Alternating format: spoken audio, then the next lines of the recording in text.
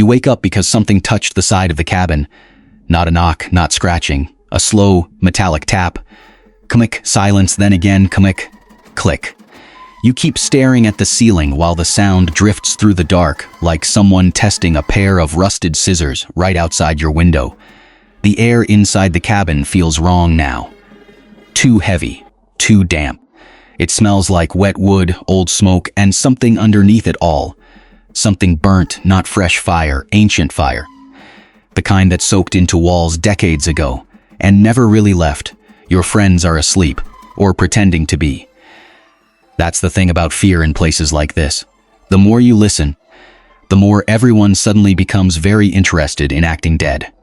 Outside, the forest surrounding the abandoned summer camp stands perfectly still. No insects, no wind.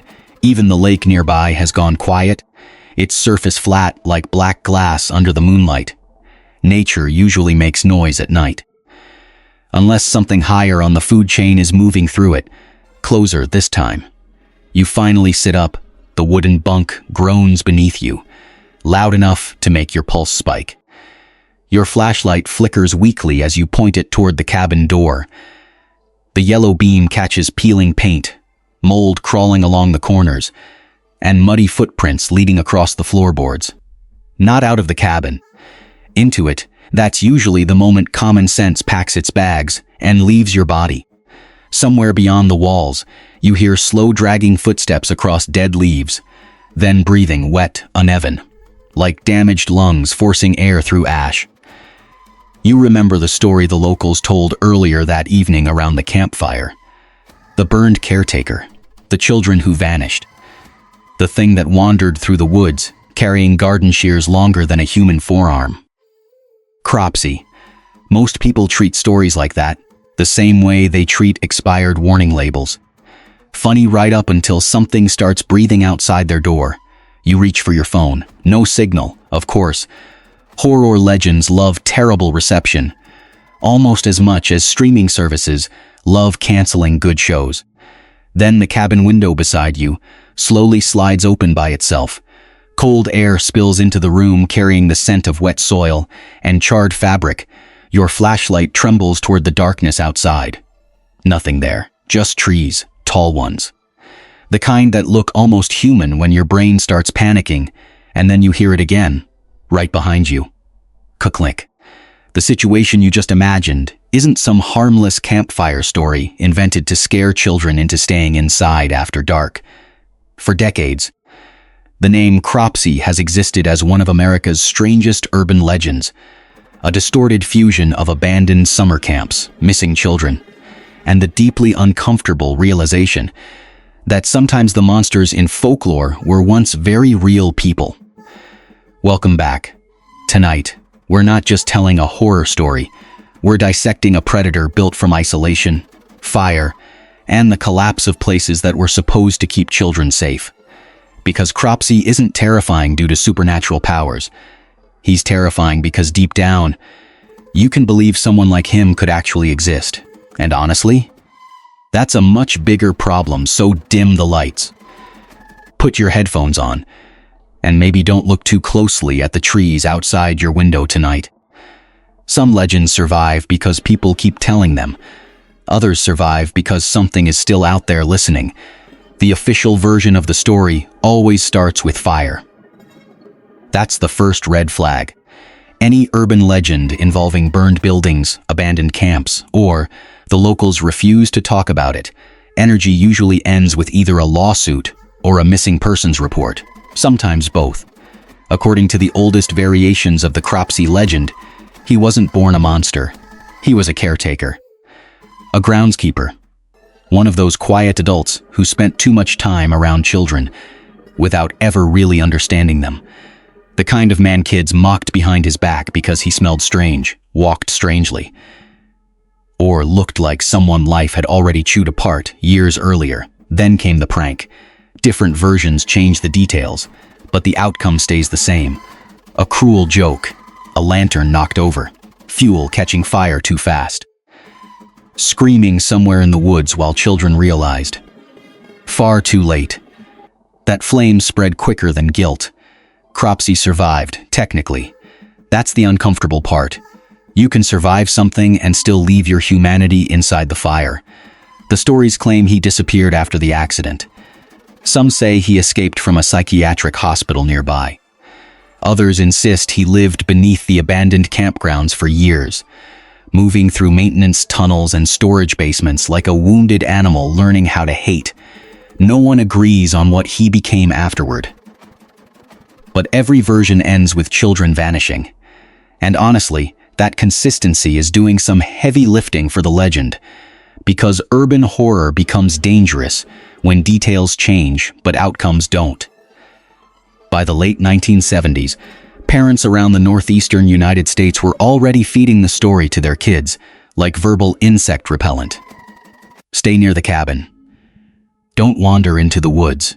Cropsy takes children who wander off. Simple, effective, mildly traumatic. Classic parenting strategy. But here's where the legend mutates into something far uglier. There were real disappearances connected to the myth. Real abandoned psychiatric facilities. Real investigations. Real children who never came home. Suddenly, the Campfire story stopped sounding fictional. The line between folklore and true crime started rotting away like wet wood beneath an old cabin porch. And the human brain hates uncertainty almost as much as it hates unexplained footsteps at 2 a.m. That's why Cropsy works, not because he's supernatural, because he feels possible. No glowing eyes, no demonic chants. No ancient prophecy written in blood somewhere beneath a cursed monastery. Just a burned man wandering forgotten places where adults stopped paying attention decades ago. That's terrifyingly lore accurate to real life, especially in America, where abandoned summer camps carry a very specific kind of sadness. During the day, they look nostalgic, empty baseball fields, broken canoes, mold-covered dining halls. You can almost hear echoes of children laughing through the trees. At night, those same places feel like memory decay made physical. The cabins become skeletal. The woods feel too close, and every flashlight beam starts looking weak against the dark. The more abandoned a place becomes, the more your brain tries to populate it with something living. That's basic survival psychology. Humans fear empty spaces because empty spaces historically contained predators. Cropsy exploits that instinct perfectly.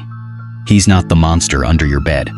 He's the monster waiting in places society forgot to maintain, which makes him weirdly modern. Think about it. Entire generations grew up hearing that camps, schools, churches, and neighborhoods were safe spaces. Then adulthood arrived with the emotional subtlety of a freight train and revealed that danger usually comes from inside trusted systems. That realization sits at the center of the Cropsy myth like a rusted nail. The burned caretaker becomes a symbol for neglected trauma, a person ignored until he mutates into something the community no longer understands or controls. And the forest surrounding the camp? That's just isolation weaponized. You see it in every version of the story. Children separated from groups, counselors distracted, authority figures absent, darkness thick enough to erase distance, perfect hunting conditions, because predators, human or otherwise, love environments where accountability disappears. That's why the sound matters so much in the legend. Not screams, not growling scissors, metal clicking together somewhere beyond the trees. Slow enough that your imagination fills in the blanks. And trust me, your imagination is deeply committed to ruining your evening. There's an old account from one version of the story involving 4 teenagers exploring a condemned camp after midnight. Most of the details are probably exaggerated. Urban legends survive by mutating the same way viruses do, but the final line remained consistent across almost every retelling. We heard the scissors before we saw him. And that sentence alone has probably kept thousands of teenagers away from dark forests for decades. Honestly, not the worst public safety campaign America ever produced. Cropsy doesn't chase people immediately. That's the first mistake most victims make. They assume predators behave like movies. Loud, fast, dramatic, but real hunters conserve energy. They study routines, they isolate weak targets. They wait for people to make predictable decisions. And teenagers at abandoned summer camps are basically a buffet of predictable decisions. The hunting pattern always starts with separation. In nearly every version of the legend, Cropsy never attacks the group first. He waits until someone leaves the circle of safety. A camper going to the bathroom alone, someone searching for firewood, a kid trying to prove they're not scared, or the modern classic, wandering into the woods because their phone briefly picked up one bar of signal. That last one is particularly tragic. Imagine surviving years of human evolution only to get eliminated by bad Wi-Fi instincts. But isolation is essential to the Cropsy myth because silence changes people. The deeper you move into the forest, the louder your own thoughts become. Every branch snap feels targeted. Every gust of wind sounds intentional. Your brain starts manufacturing threats before the real one even appears. That's when Cropsy begins hunting psychologically, not physically, at first. The sound comes before the sight. Always. Click metal, scraping together somewhere behind the trees, then silence. You stop walking. Your body listens harder. That's important because the more attention you give the sound, the more your environment disappears. Your focus narrows. Vision shrinks. Rational thought starts packing its bags. Fear is incredibly efficient at uninstalling critical thinking. Another click, closer. Now your breathing changes too. Shorter, faster. The cold air tastes metallic against the back of your throat while damp leaves cling to your shoes. You suddenly become aware of how exposed human bodies actually are in the wilderness. No walls, no locks, just skin and panic. And somewhere nearby, something else is moving slowly enough to stay calm. That's the horror mechanic Cropsy relies on. Anticipation. You don't see him immediately because uncertainty is more powerful than visibility. Once the brain confirms a threat visually, it starts calculating survival. But when the threat remains unseen, the imagination goes feral. That's why abandoned camps work so well as hunting grounds in the legend. They create what psychologists call liminal tension. Places designed for human activity, but stripped of human presence, feel wrong on a biological level. The empty cafeteria, the rotting bunk beds, the shower building with curtains still hanging inside. Every location feels paused halfway between memory and decay, and Cropsy becomes the thing occupying that pause. In some accounts, survivors claim they never actually saw him clearly. Only fragments. Burned gloves, gripping cabin doors, boots dragging through mud, breathing behind shower curtains, the reflection of rusted shears catching flashlight beams for half a second before vanishing again. That incomplete imagery matters, because once a monster is fully visible, it becomes manageable. Cropsy stays terrifying by remaining partially undefined. Your mind finishes building him for free. And unfortunately, your subconscious has an unlimited special effects budget. There's another detail repeated constantly across the stories. Cropsy prefers structures over open terrain. Cabins .ordong sheds, maintenance tunnels, old infirmaries. Places where exits become narrow and visibility collapses. That tells us something interesting about the psychology behind the legend. Cropsy isn't a beast chasing prey across wilderness like a wolf. He corners people inside spaces originally designed for safety. That inversion is the entire nightmare. Children are taught that cabins protect them from the dark outside. But in this story, the cabin becomes the trap itself. The walls isolate sound. The doors jam. The windows don't open fully anymore. And suddenly, every harmless object inside the room starts looking hostile. Coat hooks become silhouettes. Bunk beds resemble cages. And hanging towels look disturbingly human at 3 a.m. Your brain starts betraying you long before Cropsy reaches the door. That's usually when victims make the fatal decision. They investigate the noise. Never investigate the noise. Human curiosity has accomplished incredible things for civilization. Medicine, space travel, the internet. It has also created every horror movie in existence. One surviving account describes a teenage boy leaving his friends during a storm. after hearing someone calling his name near the lake. He thought it was one of the counselors. That assumption cost him everything, because Cropsy doesn't just exploit fear, he exploits familiarity. The human brain wants explanations. It desperately searches for normal answers, even when reality is actively falling apart around it. So when people hear footsteps outside a cabin, they tell themselves, probably an animal. When they hear breathing, probably the wind. When they hear scissors clicking together in the dark forest behind an abandoned children's camp, somehow the brain still goes, let me check real quick.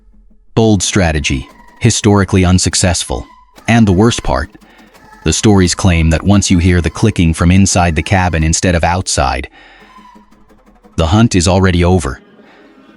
Children fear Cropsy for the same reason humans fear clowns, empty hospitals, and unanswered phone calls in the middle of the night. Those things were supposed to feel safe once. That's what makes the fear rot deeper. Most horror creatures attack from outside human society. Vampires hide in castles. Demons crawl out of cursed places. Ancient entities sleep beneath forgotten ruins waiting for archaeologists with catastrophic decision-making skills. Cropsy is different. He belongs to childhood. Summer camps were designed to manufacture happy memories. Bonfires, canoes, flashlights under blankets. Cheap ghost stories told by counselors barely old enough to drive responsibly. Entire generations were taught that camps represented freedom, friendship, and independence. Then urban legends like Cropsy arrived and poisoned the atmosphere permanently. Now every empty cabin feels like evidence. That transformation matters psychologically, because children experience fear differently from adults. Adults fear consequences, debt, illness, failure, loneliness. Children fear abandonment, separation, being left alone in unfamiliar places after dark. Cropsy weaponizes all three. Think about the structure of most campfire stories. A child leaves the group. The woods become quiet. An authority figure fails to help. Something waiting in the dark notices them. That formula keeps appearing because it taps directly into primal survival instincts. Children survive through groups. Predators isolate. Simple biology. Horrible implications. And honestly, summer camps already contain all the ingredients necessary for paranoia. Unfamiliar forests, strange nighttime noises, weak lighting, homesickness, and dozens of children pretending not to be scared while absolutely being scared. A perfect ecosystem for urban legends, especially American ones. Because the United States has always been weirdly obsessed with turning childhood nostalgia into horror. Look at the pattern. Abandoned amusement parks, empty malls, old schools, broken mascots, forgotten playgrounds. The moment places built for joy become abandoned, they start feeling predatory instead. That emotional corruption sits at the center of the Cropsy myth. He's not just hunting children. He's haunting the idea of childhood safety itself, which explains why the legend survived long after traditional slasher stories started fading out of popularity. And then there's the visual aspect. Cropsy usually isn't described clearly. Witnesses mention burns, heavy breathing, gardening shears reflecting moonlight, but the face? Rarely visible. That's intentional. Children fear distorted adults more than obvious monsters. A zombie is fantasy. A masked killer still feels fictional. But a damaged human figure standing silently between trees, that feels possible enough to keep your bedroom light on at age 12. Maybe 13 if the documentary really messed you up. One psychological study found that incomplete visual information increases fear retention because the brain keeps revisiting the missing details afterward. In simple terms, the less clearly you see Cropsy, the longer your mind keeps rebuilding him incorrectly. Your imagination becomes unpaid labor for the horror. There's also another deeply uncomfortable layer to the myth. Cropsy used to be trusted. Caretaker, groundskeeper, staff member, adult supervisor. The role changes depending on the version, but the symbolism stays consistent. The protector became the predator. That reversal destroys a child's sense of stability. It teaches them that authority figures can fail, or worse, transform. And once that idea enters the brain, every dark hallway suddenly feels longer. Every counselor feels suspicious. Every closed cabin door becomes a question mark. That's why the legend spreads so effectively around campfires. Children don't tell the story because they believe it completely. They tell it because they partially believe it. And partial belief is where horror thrives.